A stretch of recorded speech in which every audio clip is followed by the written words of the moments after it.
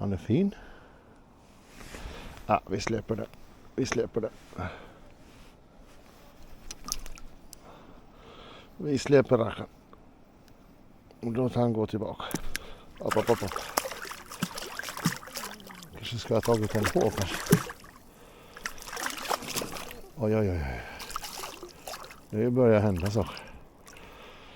Om du står stilla så släpper jag dig, jag lovar. Så.